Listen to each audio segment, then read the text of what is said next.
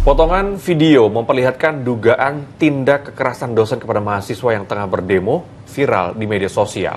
Mahasiswa Universitas Negeri Yogyakarta mengalami kekerasan pada saat acara penyambutan mahasiswa baru, meskipun hal itu sudah dibantah oleh dosen UNY.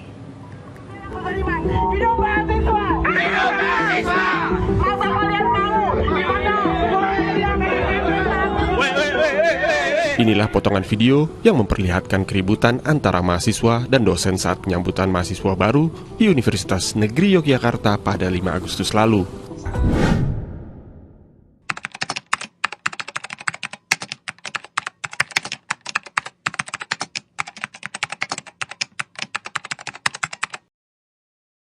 Sebagai pendidik, dosen seharusnya menjadi contoh yang baik dalam mengelola perbedaan pendapat secara bijaksana, bukan dengan kekerasan.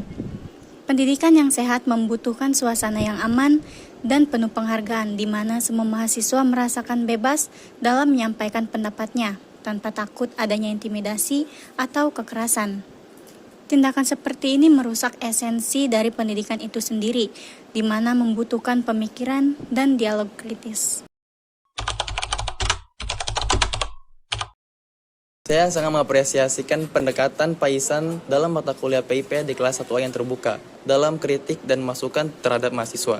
Situasi yang terbuka membuat pembelajaran yang lebih dinamis, yang dimana mahasiswa merasa pendapat mereka dihargai dan juga didorong untuk lebih aktif dalam berdiskusi.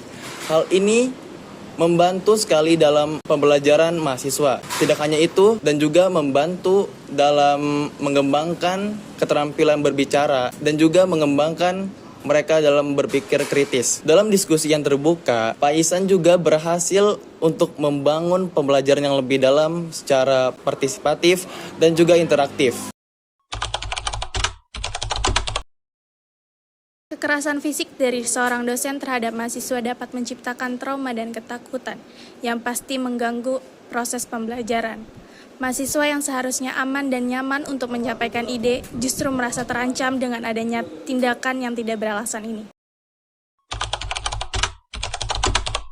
Dosen, selain penguasaan terhadap materi pendidikan, dosen juga perlu dibekali keterampilan dalam mengelola emosi dan interaksi sosial, terutama dalam menghadapi situasi yang dapat memicu ketegangan. Pendidikan harus menjadi tempat pertumbuhnya intelektual dan emosional, bukan menjadi tempat tumbuhnya kekerasan. Dengan demikian, menciptakan lingkungan pendidikan yang lebih humanis dan penuh dengan rasa hormat harus menjadi prioritas terhadap setiap institusi pendidikan. Jadi menurut saya kurang dari kelas Bapak itu adanya ruang diskusi yang terbuka. Karena mahasiswa baru apalagi ya kita dari Fakultas Ilmu Sosial dan Politik.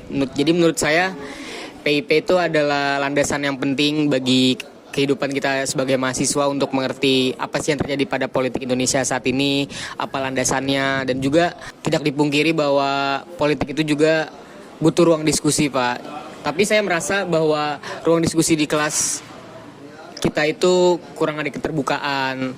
Apalagi Bapak juga jarang masuk, yang mengakibatkan ya ruang diskusi pun kemungkinannya kecil untuk dilakukan. Tapi kata-kata dari saya semoga menjadi evaluasi ke depannya untuk mahasiswa-mahasiswa baru yang akan Bapak ajar nanti, supaya mereka terbuka pikirannya, terbuka omongannya, dan juga tidak ada perbedaan lah dari Bapak dan dosen, jadi nggak ada batasannya gitu. Dan menurut saya mahasiswa-mahasiswa itu harus berpikir terbuka supaya Bapak mengerti akan value yang dia punya.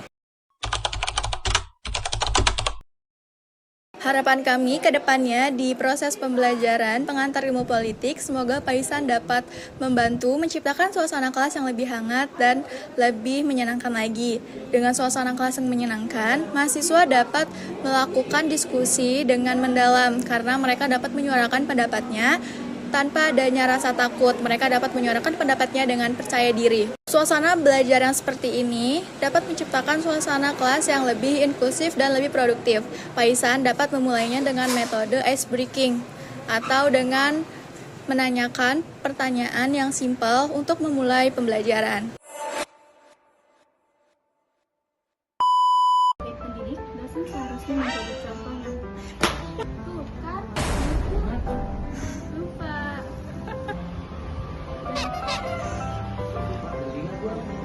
sangat mengapresiasi. Belum.